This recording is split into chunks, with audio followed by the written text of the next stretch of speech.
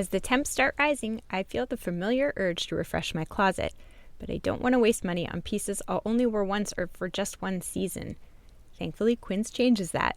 Their clothes are timeless, lightweight, and far more elevated than anything else at this price. It finally feels like my wardrobe matches my standards. The best part is that Quince only works with factories that use safe, ethical, and responsible manufacturing practices and premium fabrics and finishes, so you get to look good while feeling good.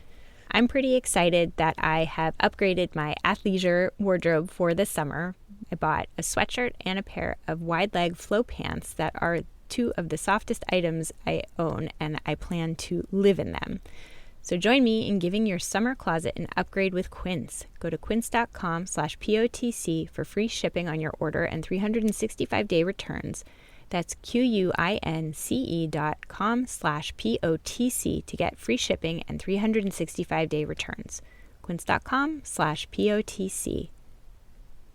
So blame speak is the term that I use for the repeated behavior of blaming others, and that it has some characteristics. It's all or nothing, and it's emotionally upsetting. And I developed a method called BIFF, B-I-F-F, for email conversations and texts. And it's brief, informative, friendly, and firm. And it's a way to counteract blame speak, so you don't just blame speak back. That was Bill Eddy on Psychologists Off the Clock.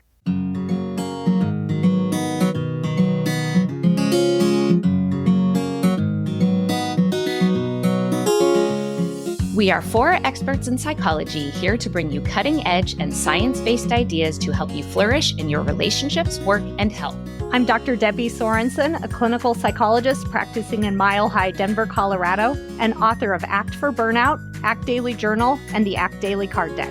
From America's Heartland, I'm Dr. Emily Edlin, a clinical psychologist based in Chicago, Illinois, and author of Autonomy Supportive Parenting. Calling in from Vienna, Austria, I'm Michael Herold, ACT coach, confidence trainer, and author of an upcoming book on being a better conversationalist and making friends. And from coastal New England, I'm Dr. Jill Stoddard, author of Be Mighty, The Big Book of ACT Metaphors, and Imposter No More. We hope you take what you learn here to build a rich and meaningful life. Thank you for listening to Psychologists Off the Clock.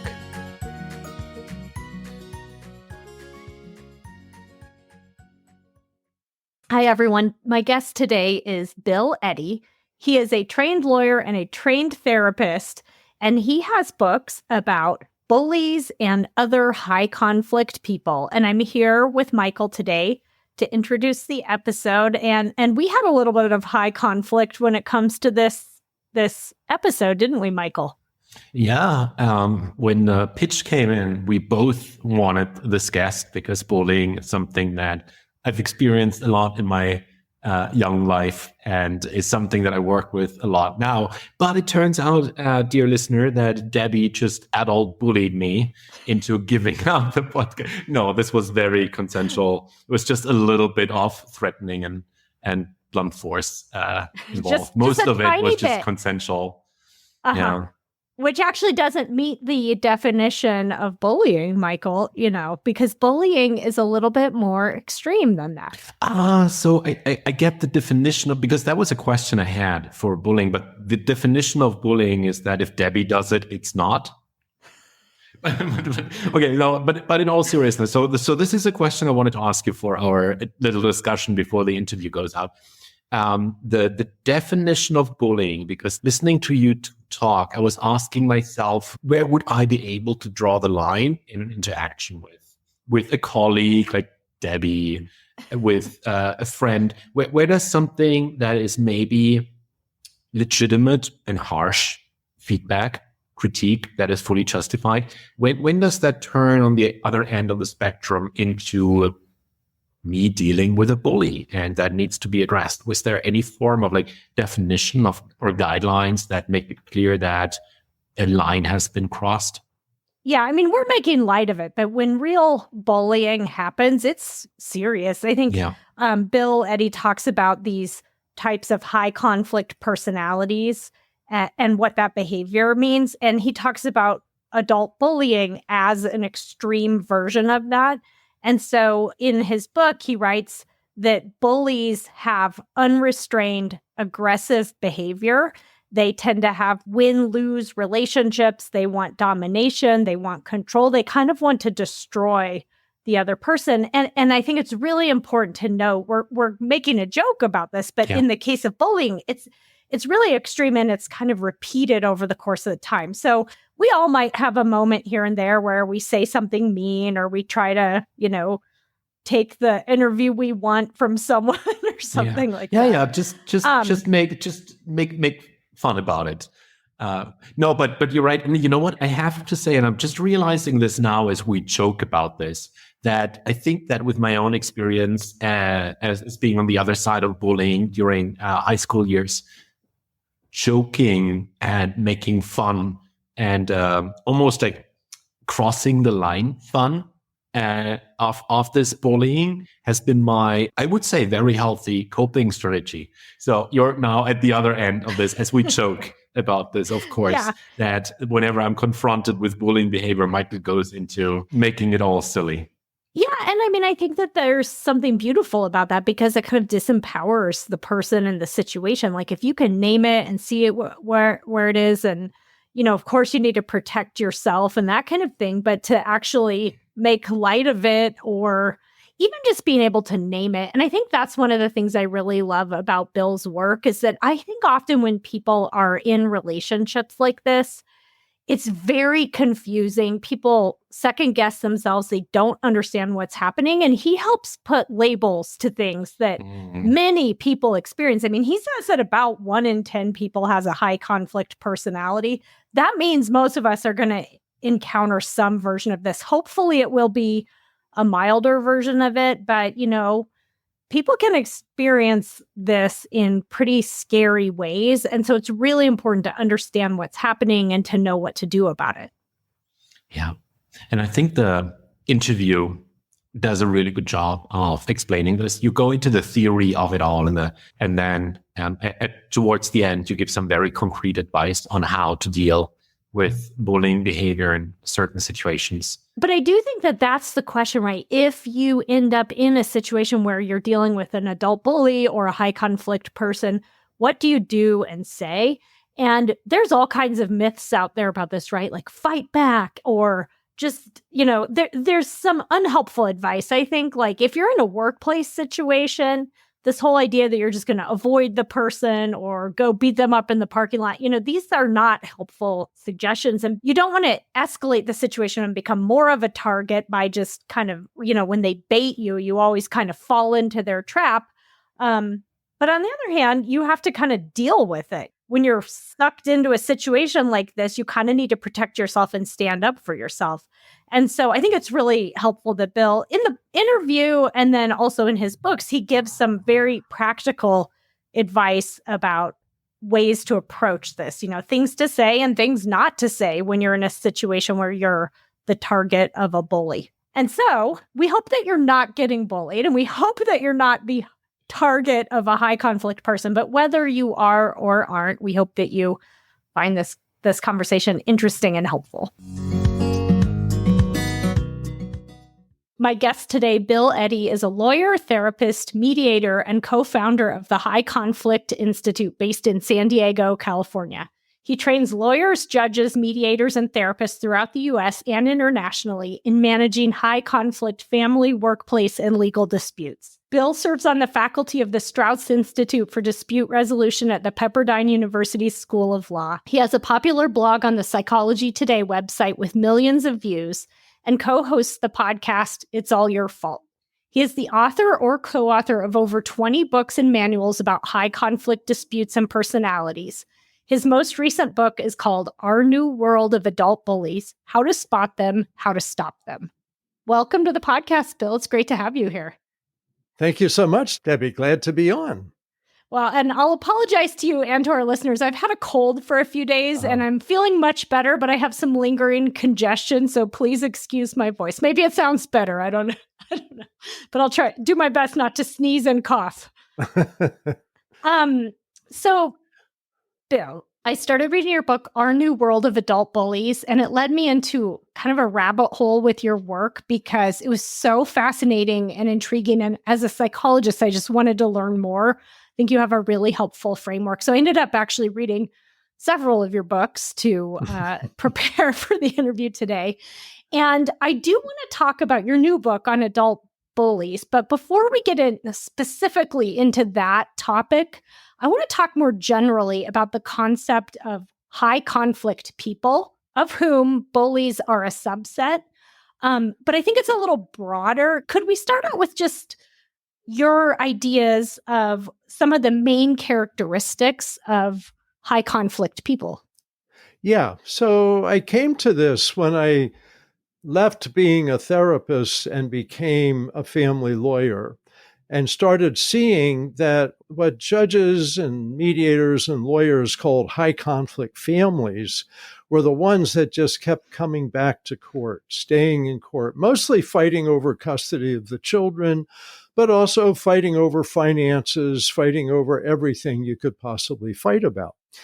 And I wanted to point out, because of my therapist background, that I didn't think this was high conflict families. I thought this was a family that had a high conflict personality in it, maybe two, but often one.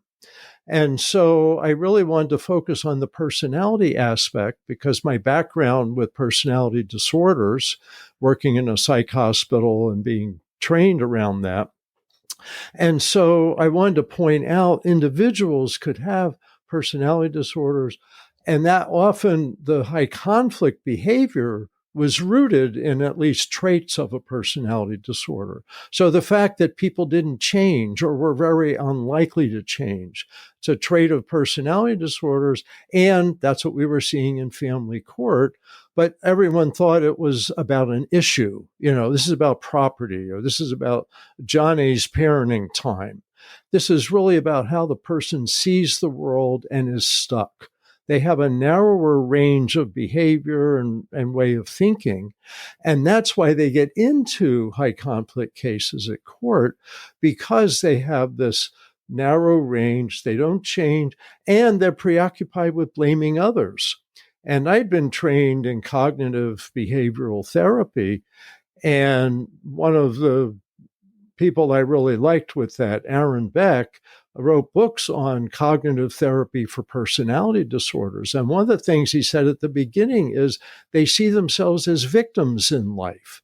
And they really see problems as all coming from outside themselves. Someone else causes them. So I started putting together high conflict behavior in family court and traits of personality disorders. And so rather than say this person has a personality disorder, because I don't know, I can't diagnose them as the other person's lawyer, but high conflict personality is more a pattern of behavior. And so I narrowed it down to four things: preoccupation with blaming others, and goes with that is not taking responsibility. A lot of all or nothing thinking, it's my way or the highway. Often unmanaged emotions, but not always. But often inside that's driving the person, even if it doesn't show outside. And not unusual, they engage in extreme behavior. So we have like domestic violence, spreading rumors on the internet, hiding money, hiding children, things like that 90% of people don't do. So I kind of came to say, I think about 10% of people have high conflict personalities. And in family court, it's probably more like 20%. And they may have personality disorders or just some traits, but that helps us understand them and also what needs to be done. Yeah, and some of the personality disorders that are most prevalent, you write about this, especially in your book that's titled 5 Types of People Who Can Ruin Your Life, which you actually give some examples of people's lives really being ruined. I mean, it was pretty upsetting, I think, to read. But these 5 personality disorders are narcissistic, borderline, histrionic, antisocial, and paranoid. And we could, of course, spend the whole episode talking about each of these. But for now, I'm wondering, first of all, do all high conflict people have one of these personality disorders? And do all people with these personality disorders fit the profile of high conflict people? And what I want to say is there's overlap, but some high conflict people don't have personality disorders, but I really see that they usually have some traits. And the way the diagnostic system works is if you don't have a personality disorder, you just have traits, is that's not a disorder. So you don't count as having a mental health disorder. And I'm comfortable with that because I don't really want to label people, but I want to recognize behavior. So I would say there's an overlap that some high conflict people certainly have personality disorders, but many of them don't. I also want to say people with personality disorders aren't all high conflict. And the key factor is this preoccupation with blaming others. And so, I worked in psychiatric hospitals, outpatient clinics for 12 years as a therapist. And I had clients, especially with borderline personality disorder, who struggled with themselves, who struggled with their depression, with acting out, maybe cutting on themselves, different behaviors, but they weren't really preoccupied with blaming other people. Whereas in family court, what's interesting, people I think have borderline personality disorders or traits are preoccupied with the other person and even may have homicidal thoughts or may be violent, like domestic violence. We see the borderline pattern in domestic violence cases, more male borderline pattern. So there's a relationship, but it isn't direct. I guess there's some overlap, but not absolute. Okay. Yeah, that makes sense. First of all, a lot of these behaviors you're describing, including personality disorder traits, are on a spectrum, and that there's overlap, but it's not a perfect 100% overlap. But there's a lot driving both of these things, so they can go together. Yeah. I think from 44 years that I was trained in 1980 in personality disorders when the DSM-3 came out. So that tells you how kind of far back I go. And the doing this a while. Yeah. Yes. And the first time they had the personality disorders that way in the diagnostic manual. And just over all these years, what I've seen is I would say maybe half of people with personality disorders may have these traits and half aren't high conflict people. And when I get clients who say, well, I've been diagnosed borderline, do you think I'm a high conflict person? And I'll say, no, I don't think so. You don't seem to have that preoccupation with blaming somebody. So you can have both. I've had students as a faculty person, I've had students that in their we have reflective journals to process the information and how you're going to use it as a lawyer. And I've had students say, I've been diagnosed with borderline personality disorder. So I was a little uncomfortable when you talked about that, but I agree with you. And I'm working on myself. And I'm like, good for you, because there's many people that I think would qualify as recovering from a personality disorder. So it's all possible. Like you said, it's a spectrum and no one's locked into any one thing. Right. And people go beyond their labels and can learn to, adapt and these kinds of things. Right. Right. So I think one of the things that your work has helped me put a framework on that I think both I've experienced personally and also a lot of my clients have talked about are when there's someone who just have this tendency for a lot of conflict and drama. And personally, I find that kind of interaction to be incredibly stressful. I get preoccupied by it. I lose sleep. And I think your books are actually written toward people who are experiencing this, who are the target of a high conflict person or a victim or a target of this kind of behavior. Could you talk a little bit about what that experience is like when you're someone who's in a relationship with someone like this? How do you know? Yeah, so that's the how do you spot them part or identifying part. So how do you recognize that? So, I mentioned 4 characteristics of a high conflict personality: blame, all or nothing thinking, unmanaged emotions, extreme behavior. And I think those are recognizable. That as people, like when people are dating, for example, and they see their partner just really blaming other people, not them, that they think, oh, he doesn't like that kind of person. Well, if you see that kind of behavior, that's a personality-based behavior, and eventually it's going to come around to you. So if you see your partner treating other people in a way you would not want to be treated, that's a red flag to me. Beware. But also what I find, and I put this in the book, is feeling like you're being personally attacked, that the person's making it personal. Maybe you're at work discussing a problem and they start saying, you're really stupid. You don't understand this problem. What's the matter with you? There's something wrong with you. And you feel that they make it personal. Most people don't do that. They stay focused on the problem. But bullies cross the line. And often high conflict people cross the line into making it personal and feeling like, I could hurt you if I wanted to. And when you get that, you do lose sleep, and you do, people get headaches, stomach aches, etc., because they feel in danger. And the reason I think you feel in danger is that people with these personalities are unrestrained. They don't stop themselves. So you're going to have to stop them or get away to protect yourself. And this is a big feature, is this unrestrained personality. I made a chapter in the Bullies book about that.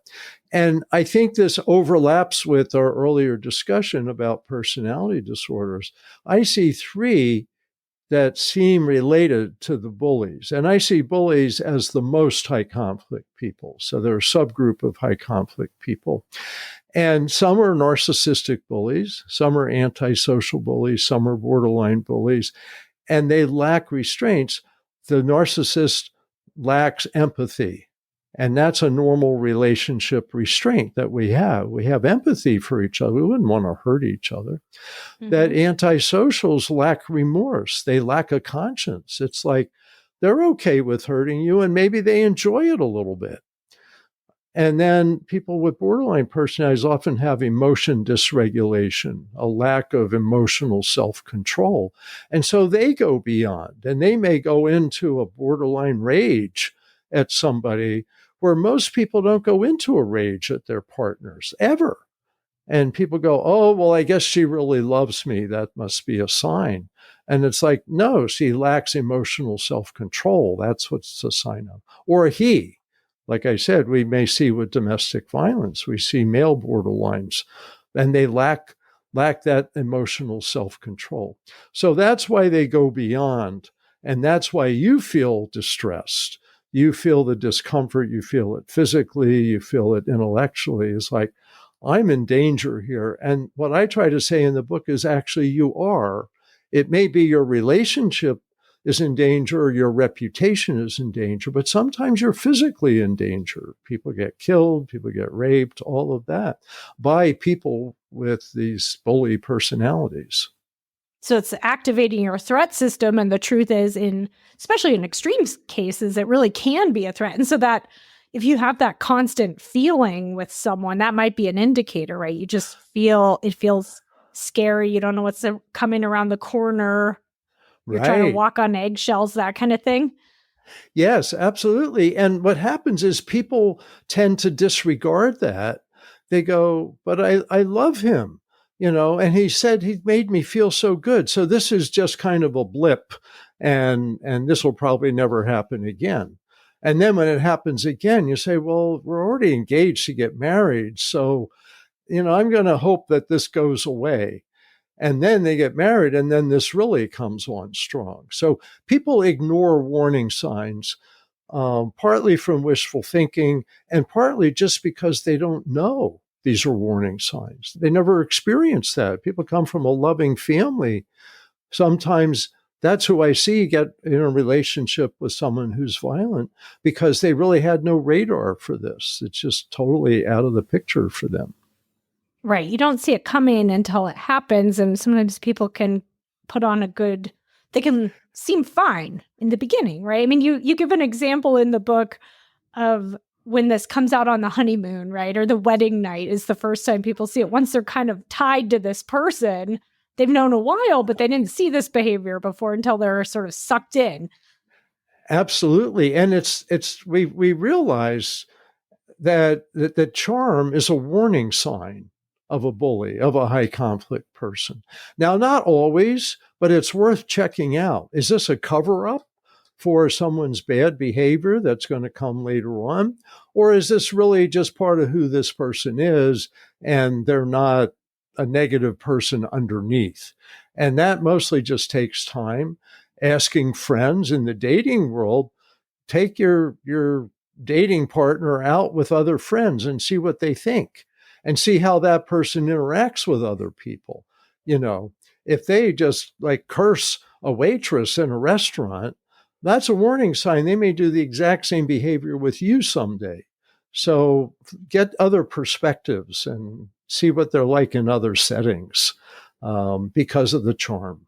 I'm glad that you mentioned this because I've seen something that's happened before when someone has been in a romantic relationship with a high conflict person and then that relationship ends and they're out dating. They don't really trust themselves anymore. What are the red flags and how do you know? This 90% rule, I think, is helpful. Yeah, they do things that 90% of people wouldn't do. And so pay attention to that and pay attention to your internal response because these may be warning signs. And one thing I mentioned in the Bullies book is primitive emotional power, that all mammals have some basic emotional systems and we share them with mammals: fear, anger or rage, and caring or love or loyalty. And those get activated in us to our surprise because we're not used to that being activated. We're not used to being in a fearful state in a routine day at the office. And so when that hits, is pay attention to that. Say, what is going on? Am I in danger? Because maybe I am. Yeah, that's helpful. So bullies, as you say, are the most extreme version of high conflict people. And a couple quick distinctions here. First of all, how are adult bullies different from children who bully? I think this is an important one because there's a lot of talk about bullying in the schools these days. Yes, the vast majority of attention about bullying is with children and teenagers. And that's why I wanted to put adult bullies in the title to make it clear I'm not talking about them. And I would say most children go through experimenting with bullying, and they quickly or maybe slowly learn that's not a good idea. People don't like you. People punch you in the face. People don't invite you to their parties. And so I'd say 90% of child bullies outgrow it by adulthood. The 10% really seem to have gone back to early childhood. They've been bullies all along, but they didn't outgrow it. And there's three reasons, I think, for that. One is they may have been born with some genetic tendencies to bullying, because I think this is part of the human gene pool that goes back centuries and thousands of years. So they might have genetic tendencies, especially antisocial bullies. They seem to be a more genetic, they pass it on genes of this kind of lack of conscience and stuff. The second cause is often early childhood trauma, child abuse, attachment disruptions, first 5 or 6 years of life, so that they learn that you have to either be bullied or be a bully. And by experiencing child abuse, they learn this is how people relate. The third is, I think there's some kids today who were indulged as children, and they really got to do whatever they wanted. And they got to hit their friends and hit other kids and get away with it. And their parents said, it's your son's fault, not my son. He's never, whatever he does is fine with me. And so you have kids who grow up bullying and getting away with it, and maybe even getting laughed at by their parents. Some parents get a kick out of it. So there's those three things. So once they become adults, if they've lasted this long, they probably have it as part of their personality, because that's really personality development. So that's why they're not as easy to change. But some are. They just have to have like a program of change, just like we have alcohol and drug treatment. Bullies need either some kind of coaching, and sometimes they go to prison. And in prison, they learn conflict resolution methods they wish they had before they went in. A friend of mine taught a method, I think, is alternatives to violence in prison. And the prisoners loved it because they said, I'm going to be different when I come out. And so I think people can learn to be different, but it's harder because it's part of their personality to start with. Okay, well, that's a ray of hope that sometimes people can and do change when they're an adult bully, that they can work on it. Because I was wondering about that. I think sometimes it feels a little disturbing and hopeless, but that's good to know. Yeah, let me add, the environment makes a difference. And so, like, if you work in a place that's well run and people are respected and have rules, and someone steps out of line and there's some consequences for that, they realize I've got to restrain myself to the extent that I can. If you're in an environment that's super competitive, maybe chaotic, disorganized, bullies often rise in those circumstances. And they feel there's no restraints. Oh, I can get away with anything. And they do things they might have held back on. They can't totally restrain themselves, but they may be able to restrain themselves enough. So I do want to say environment matters. And so that brings out the best or the worst. Yeah, one of the examples you give in your book, which I think is about workplace bullying, and that is a big thing, and one that I'm really glad that you addressed because it happens, unfortunately, at work sometimes. You gave the example of meetings in a particular workplace where bullying was happening, and they set up some guidelines for the meeting, shared that with everyone, and then when the bullying would start, the meeting would stop. It would, okay, we're stopping them, or, maybe say, okay, if we don't stop this behavior, the meeting will not continue. And I thought, wow, that's a pretty effective behavioral strategy for dealing with this.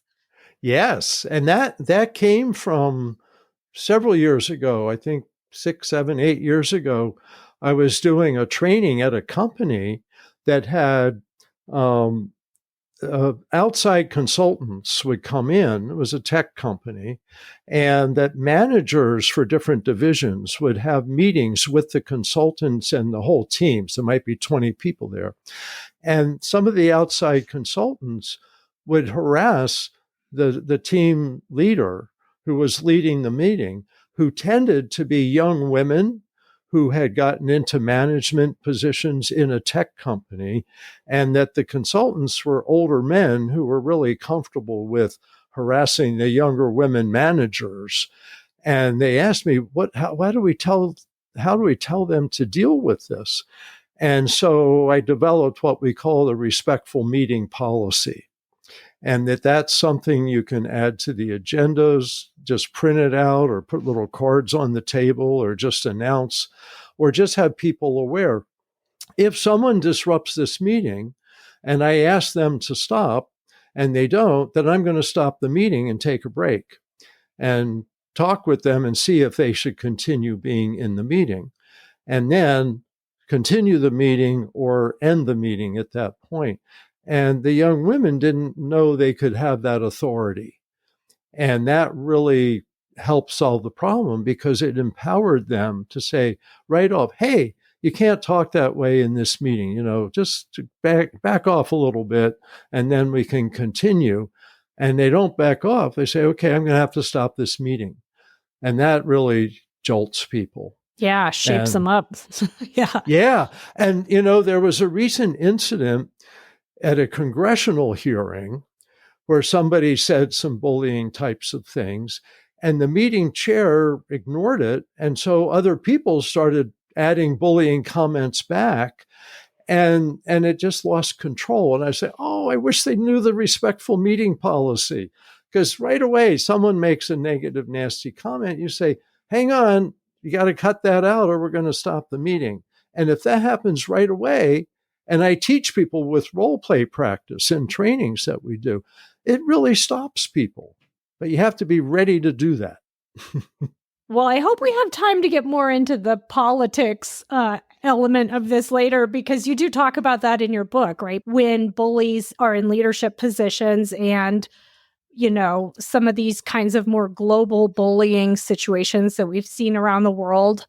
So hold that thought, because I do think that's really interesting that you bring up that example. We're seeing all kinds of public behaviors broadcasted all over the place that are quite shocking. So what is driving bullies? Like when they're doing this kind of bullying behavior, what is it that they're trying to get? Well, I think it's their personality, and I think their personality is driving them to dominate others. So that's how I distinguish bullies from the other high conflict personalities, that they have an additional quality, and that is a drive to dominate others or destroy them and to create a win-lose relationship. And it's not like winning a ball game or winning an award. It's like, I win and you lose. I'm going to dominate you. I can boss you around and get away with it. And that's what they're driving for. And they often don't even understand why, because it's kind of part of their personality. So they want to dominate you and get you to kind of stay in a position of one down with them. And then they feel comfortable, they feel safe, but they also may be harmful. Mm-hmm. Mm-hmm. Yeah. And I think some of the examples that you give in your books are extreme, and people who really will stop at nothing to have that kind of power and control over someone else. Yeah, and that really surprises people. They're waiting for the person to stop themselves, and they don't. And they keep going, and there's like, whoa, this is weird. I don't understand this. And yet they're immobilized because they don't feel like they can leave. Like a lot of people, and I just training some people yesterday saying, I don't like to interrupt people. And I said, with bullies, with being a mediator between people, you do need to interrupt when people are speaking badly. And most people are nice people. And so someone starts being disrespectful, they're kind of like, well, I don't want to be disrespectful back. So I'm just going to wait until they're done. And then they're never done. Mm-hmm. And so that's where part of the remedy is teaching people to be assertive and say, hey, you can't talk to me that way. You got to cut it out, or I'm going to leave the conversation. Things like that is what we like to teach. Yeah, it's sort of against what we were trained to do, which is to be polite and not interrupt, right? I mean, it's kind of counter to what we always learned growing up. Yes. And as bullies seem to be growing as a society, we need to not only learn to manage ourselves, but we need to learn we have to manage bullies too by setting more limits and having more consequences, because things are changing that way. And we've got to slow it down. Mm-hmm. Otherwise, everyone's anxious. Yeah, well, which is part of what I appreciate about your work is you're giving people concrete tools when these kinds of situations happen, of things that they can say and do. Before we talk about a few of those strategies, which you have a lot in your book, so we won't get to all of them. But actually, before we get into that, I want to talk about a couple of patterns I thought were especially interesting that I think people will be curious about. There are more in your books, but one of them is projection or playing the victim. Yes. And could you tell us about that? This is so common with bullies, and yet people are so oblivious to this. I'm just shocked. But I want to educate people about it. So I have a whole chapter on that. So, of course, as mental health professionals, we know projection is when people see something in other people that's really their own characteristic. So they're projecting it. I like to say it's like projecting onto a movie screen. Oh, you're angry. Why are you angry? And when in fact that person wasn't angry, it's this person. It's me who was angry. So I project it onto the other person. But what bullies do is they project onto the other person that the other person's being a bully. And with that, they add, and I'm your victim. And so they can disarm people by saying, stop bullying me. And you might say, I'm not bullying you, you're bullying me. And they say, no, I'm not. You're bullying me and I'm your victim. Hey, everybody, this person's picking on me. And suddenly you can turn a whole work group against somebody because the bully convinces the work group that they're a victim. And everybody likes to help victims. We don't like to see people be bullied or abused or whatever. So the first person that says that sometimes is the bully. And yet people don't have that frame of reference. They don't think, hey, I got to always be cautious here. You know, when someone says someone else is being a bully or just acting badly, you got to have three theories. One is maybe it's true and look into it because we don't want bad behavior. We don't want that to happen. The second is it may not be true at all, and the person saying it is acting badly, is being a bully or a high conflict person. And the third possibility is they may both be contributing to the problem. And that's what I've learned in legal cases is, and I tell that to the judges, to the clients, to the lawyers, you have to consider all of these. And in this case, it's a false statement. It's not true, and you've got to recognize that. So I think in society, everyone's going to need to start adopting that kind of three theories approach when someone complains that they're being treated badly. So that's the projection and playing the victim. And it is so widespread and people just don't realize it. Well, and it's widespread and it's confusing because yes, if you're the victim, I think sometimes there's a little gaslighting that goes on and you get confused and you're like, am I? But I mean, I think reasonable people will take a look at their own behavior and think, did I do something wrong here? Did I make a mistake? And sometimes it's very confusing. And then these other people are only hearing part of the story. And so I don't know, it's helpful to think clearly about it because it is so confusing to people, right? Absolutely. Yeah. And what you're saying is normal human behavior is you question yourself. And I like to say that people say, do you think I'm a high conflict person, Bill? Or do you think I have a personality disorder? And I say, if you can ask yourself these two questions, you probably don't. The first is, what's my part in this problem? And the second is, what can I do different in the future? And maybe 80, 90% of people regularly ask themselves that. Oops, did I do something wrong here? Did I step on somebody's toes? And I'm going to try a different strategy next time. That's one characteristic of personality disorders is they can't do that self-reflection. You know, a lot of high conflict people have personality disorders, so they don't do that self-reflection. But bullies make you think it's you. And that's why it's so confusing, like you said. But the damage that bullies do with this is getting other people to pick on you. And I've been involved in court cases sometimes where my client's been a victim and the other party convinces the judge that my client's acted badly. And the judge comes down hard on my client. And it's like, not only are they wrong, but this is harmful. This is hurtful. And I find sometimes with legal cases, it takes several months or a year to turn this around. And then help the judge see, no, it's the person making these complaining comments that's really the problem. That must be upsetting when cases like that come your way. It must be really painful to be part of that. It is, yeah. And after a while, I got a reputation for working with high conflict cases. And so people would come to me with cases that were really going badly. And it's like, can you fix this? And so I developed strategies to maybe fix this, but it's often not easy because opinions get formed. Fortunately, a lot of judges do have the ability to change their mind, and I really appreciate it when that's happened, and they've got a bigger picture. But sometimes the truth never really fully comes out, and people are blamed for things they didn't do. Another pattern that I thought was really interesting was surprise attacks. Can you tell us about that one? Yeah. So bullies have learned that they're going to get pushback if they just bully somebody. And so they don't want people to fight back.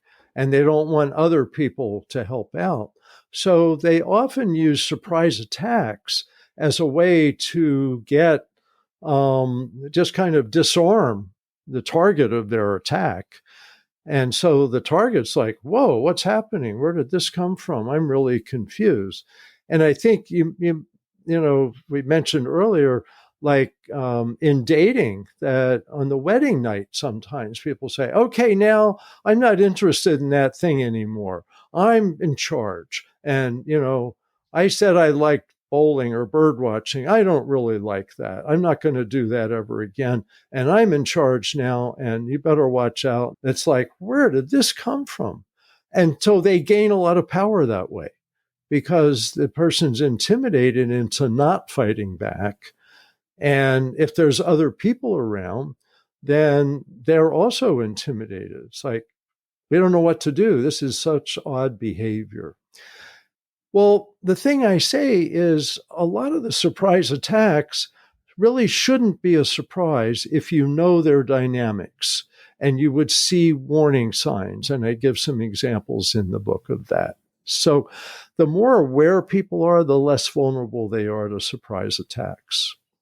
It reminds me a lot of the cycle of violence you see with domestic violence a lot, where the person's nice most of the time, maybe even love bombing you or something like that. And it just, when it seems like everything's normal and okay, then something happens, right? There's a violent incident.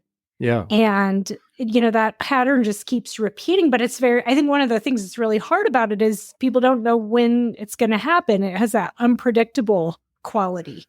Right. And for targets or victim survivors of domestic violence, it doesn't take a lot of violence to make you walk on eggshells, because you're always worried, when's the next surprise attack going to come? And, domestic violence perpetrator may be violent once a year, maybe, but the person's kept in check because they're always worried about the next surprise attack. And I would also say children. And I found some research that parents with these kinds of personalities, that children with the unpredictability and hostility can't really cope. So they're always hypervigilant and walking on eggshells because they don't want another surprise attack. And yet, this pattern needs to be recognized so we can protect people from child abuse, from domestic violence, and from society of tolerating this kind of behavior. That happens, that needs to get stopped right away and not tolerated, because once it's tolerated, that reinforces it. Yeah. And I think often it's the person who's the victim or the target, at least that most therapists would probably see in their office and be wanting to help. And, just thinking about the emotional consequences of that and how hard it is sometimes to get out of those kinds of situations, because it can be really scary if you call the person out on it, or if you try to leave the situation. Often the behavior sort of escalates. So it gets to be really hard to get out of those relationships. Yes. And I have an example of domestic violence in the book. I've got 2 or 3. But one of them is a woman who's a successful musician, singer and songwriter in England or Great Britain. And she got into a bully domestic violence relationship with another celebrity, I guess, in the U.S., in Los Angeles, and her self-esteem just slowly wore down. And he said, you can't look at men in the eye. You have to look down, and you have to pay this much attention to me. And your creative team, you can't trust them. They're out to get you, take advantage of you. Only trust me. And she became isolated over the course of a year. And then she was able to get out with the help of therapy. She went to a therapist and was able to get out. But she told her story. Her story's in public. That's how I found it. And what she said is, look, I'm wealthy. I've got a home in London. I can, fly anywhere I want. And I became a victim, a survivor of this, because of that wearing down process, just slowly, and you walk on eggshells, you don't trust yourself, your self-esteem goes down, you blame yourself. And it's a really helpful example because it can happen to almost anybody. It can. And I think that's so important to recognize that, people sometimes, I think, really question themselves when they end up in this situation. And like you said earlier, most people aren't raised to be on the lookout for this kind of stuff. And so it really can happen to smart, good people. In fact, they're often the ones who are susceptible. I think that's important, mostly because people do end up thinking, what's wrong with me for getting into this situation? Yeah. And that's very true, because people question themselves, doubt themselves, and become immobilized. And I put that in the book, that bullies immobilize people against themselves and mobilize them against other targets that the bully has. That's also possible, that they may grow to hate somebody else who they don't even know because the bully said that person's a problem. And so people are so caught off guard by this and self-doubting. And that's what I want to do. I want to say, no one deserves this. People say, is there something wrong with me that I'm the one getting picked on? You shouldn't be getting picked on. There's nothing wrong with you that deserves that. Now, if you're passive around a bully, it may be reinforcing to the bully, but it's not because you shouldn't be who you are. It should be okay to be like a quiet person or a respectful person. That should be okay. And when a bully comes in and pushes against all of that, don't blame yourself. But if you can, try to be assertive, get some help, etc. Yeah. I really love that. Get some help. Yeah. That's always a good idea if you're in a situation like that. Get support, yes. Get an outsider's point of view on what's happening. One last pattern that I really want to talk about is negative advocates. So those people who sort of side with the bully, help them.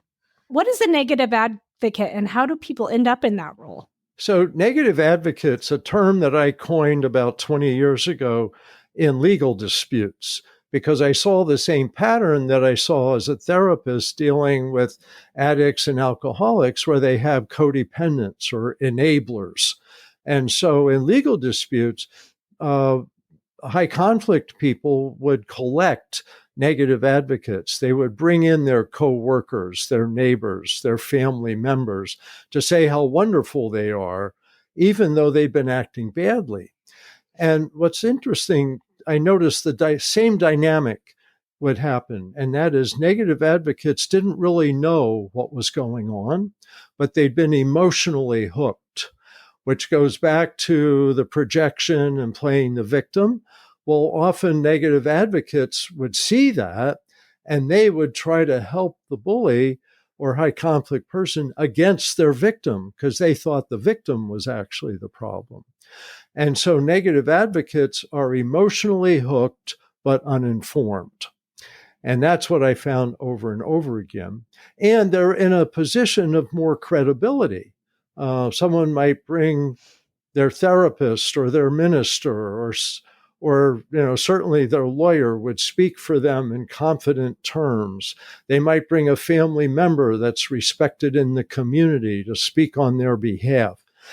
And so they advocate for them, but they advocate for them despite their negative behavior and maybe even deny their negative behavior. Say, my son would never abuse his wife, when in fact his son had abused his wife, but he couldn't believe that and had been told false things. So the dynamic is they're emotionally hooked, they're uninformed, but what often happens in legal cases, they eventually become informed and realize, oh, I may be defending bad behavior here. And I often saw negative advocates drop out, that they would stop being an advocate for the person. Now, family members sometimes persist, but boyfriends, girlfriends, etc., new ones would come along and they'd defend the person, but they didn't really know the person. And then when they really heard that, yeah, their new boyfriend had beat up the prior girlfriend, maybe that's not someone I want to stick with. So Yeah. negative advocates often abandon their high conflict person.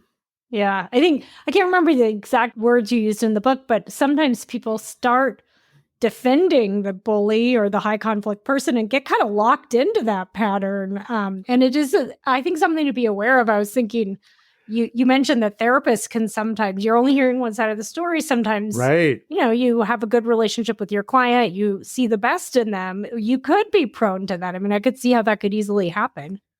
Yes. And what's interesting with some of the worst bullies, the antisocial bullies who are willing to lie and manipulate and totally fabricate things, is sometimes they'll go to a therapist and say, I'm a victim of this other person. You've got to help me. And so what they do is get the therapist emotionally hooked.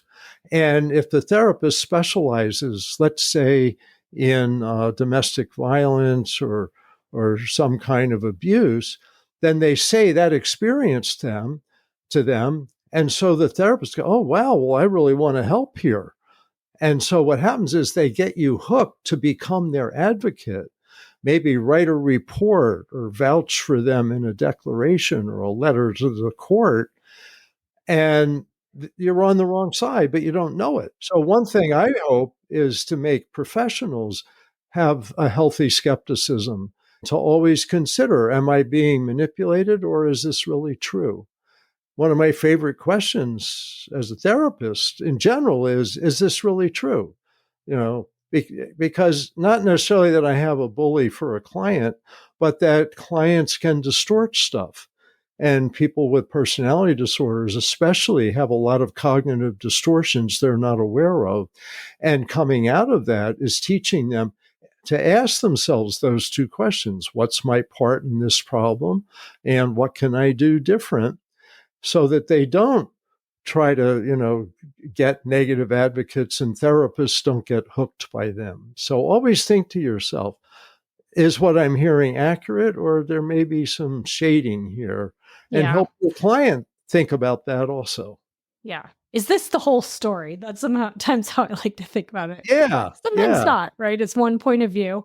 Well, one of the things that you write about in terms of how to overcome bullying is about being aware. And I think we've come a long way so far today with awareness, just recognizing patterns, seeing what's happening, having a really good understanding of them, setting consequences and limits. And we talked a little bit about that, but I think, one of your books is, actually probably more than one, but one that I've read is about how to do that effectively.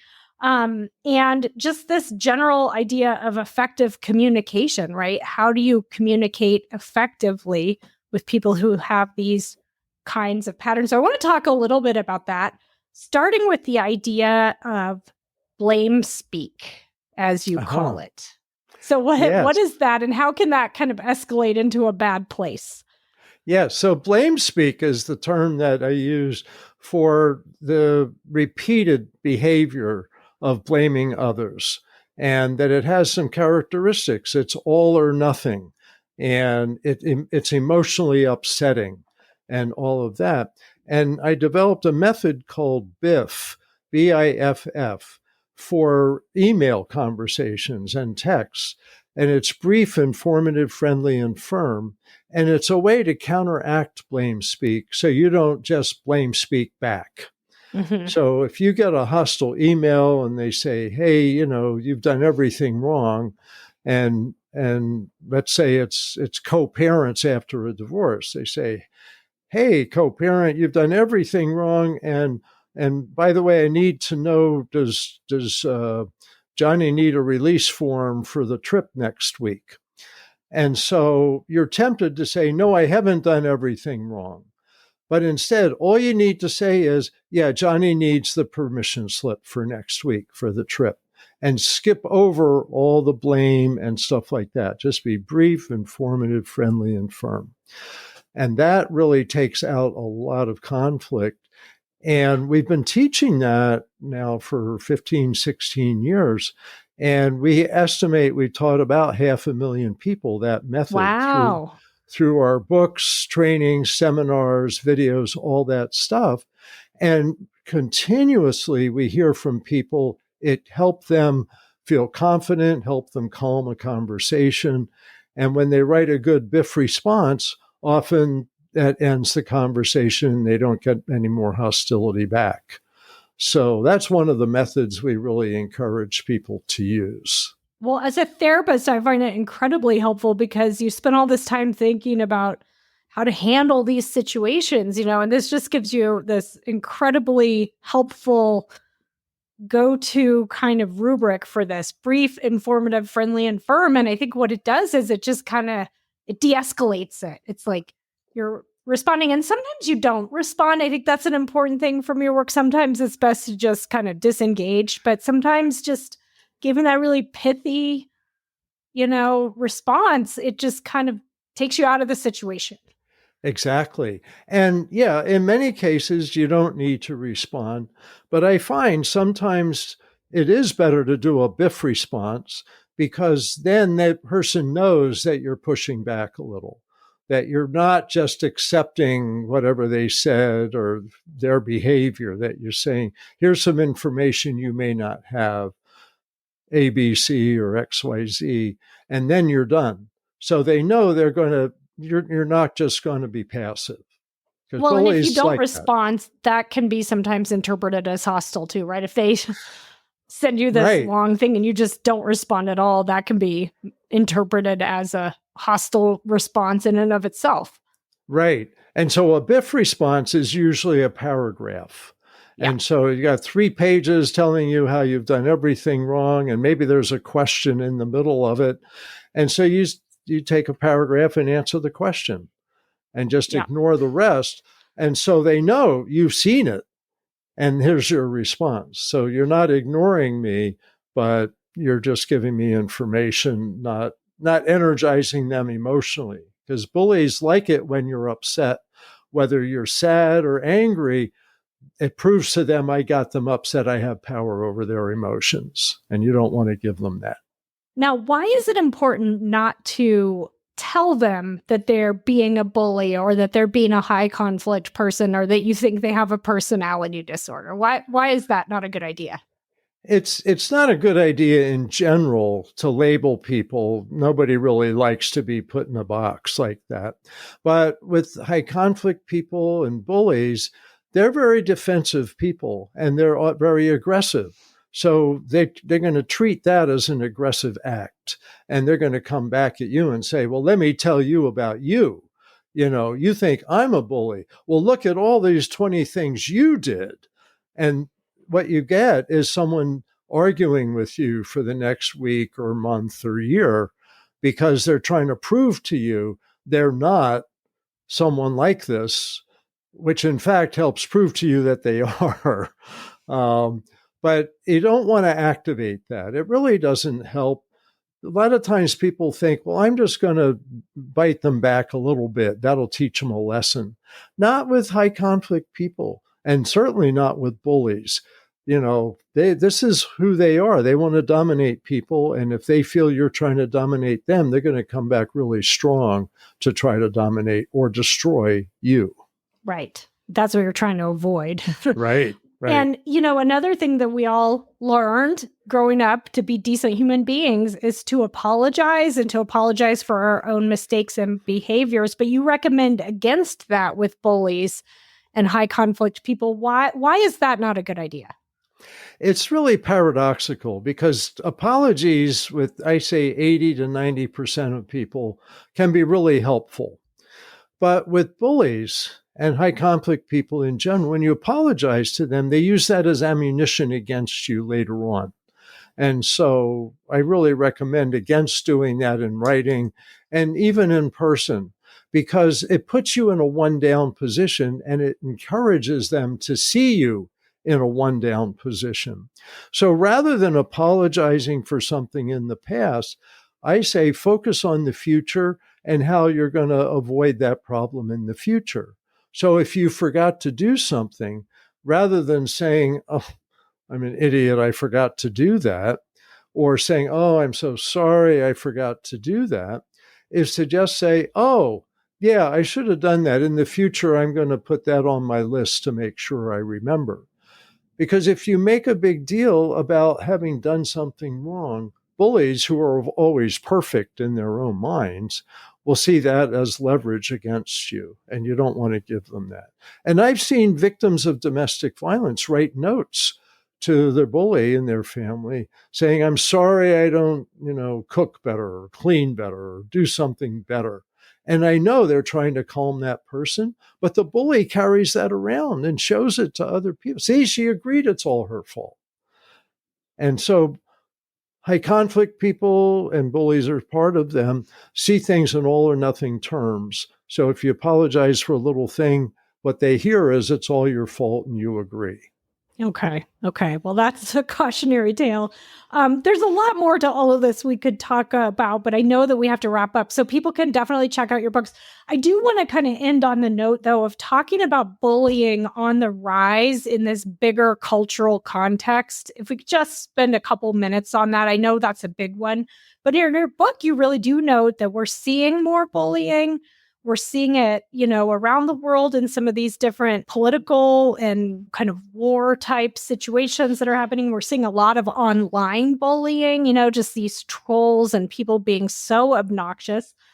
Does this scare you, Bill? And can we do anything to stop it? Because it's definitely, it's disturbing. And I see it. Like, I know what you're talking about. You read the news and there's some really bad behavior out there. Right. Well, I think education, that's my approach, that's my role, is try to educate people about this. And that a lot of what people are arguing about look like issues, but they're really about personalities and people who need to be restrained, who need to be stopped from their bullying behavior. And as a culture, we need to start setting limits more. Realize this is now part of modern life, that there's bullies among us, and we don't need to eliminate them, but we need to set limits on them so we can get the positive benefits of what they have to contribute without the dangers and harm that they can do to people. So I think a lot of what's feeding it, interestingly, is our screens, that TV screens, social media on iPhones and other cell phones, 24/7 cable network news, that our screens give us images of bullying behavior because that's what grabs your attention. And so networks promote bullies to grab our attention. And so we need to figure out how to set limits on this, I think, as a society, but more so as individuals. I don't see getting governments to, say you can't put bullies, although I'd like them to do that, just like they stopped putting cigarettes on TV screens, said you can't do that anymore. It's a public health problem. I'd like them to say you can't put bully language on TV. I don't expect that'll happen. So we need to have our own filters. And we need to say, okay, that's a bully, and I don't need to listen to that. Or that's a false statement. I can't believe that. Because a lot of bullying, like I talk in the book about the bully story, is a false story that will give them power. They say there's a crisis, there's an evil villain, give me your power. And we're seeing in politics around the world that people are being pulled towards more authoritarian leaders because they fit the bully story of there's a crisis, there's an evil villain, and you need me to take care of you. And so democracy is a messy thing. Decisions are a messy thing. So much easier just picks a strong leader to take care of everything for us. But if you look around the world, the strong leaders actually are bullies in disguise. And so people have to use their critical thinking of what they believe and get many points of view, many points of news, so you don't just get one way of looking at things. And with AI today, we're going to see more and more misinformation. What that means is we just have to really think harder and look, is that a bully story or is that really true? Yeah. Well, I really have learned a lot from reading your work. and talking to you today. That's going to really help me open my eyes. And I think the more people can just look at behavior patterns, both in the individual scale and then also on this broader kind of cultural scale, I think the better. So thank you for doing your part, Bill. And thank you for coming on the podcast. I want to ask, where can people find you online so that they can learn more about your work? So they can find the books everywhere. Amazon, independent bookstores, but they can come to our website, highconflictinstitute.com. That's www.conflictinstitute.com. And we've got books, we've got video training, we have consultation, we have coaching, and we also have a lot of free articles, probably more than 50 free articles that have short tips on how to deal with potentially high conflict situations, like how to write a BIFF response and other things. So books, articles, videos, consultation, highconflictinstitute.com. Come and check us out. Great. Lots of resources for people. And I hope people will check out your books, your new one on adult bullying and some of your other ones, because they are so helpful and really disturbing, but fascinating to read. So check those out. And Bill, thank you again so much for joining us today. It was a pleasure talking to you. Thank you for having me on. I really enjoyed it as well.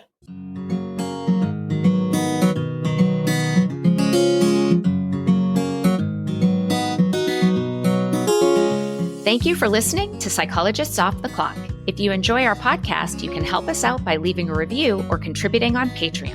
You can get more psychology tips by subscribing to our newsletter and connecting with us on social media. We'd like to thank our podcast production manager, Jadine Stout-Williams. This podcast is for informational and entertainment purposes only and is not meant to be a substitute for mental health treatment. If you're looking for mental health treatment, please visit the resources page of our website, offtheclockpsych.com.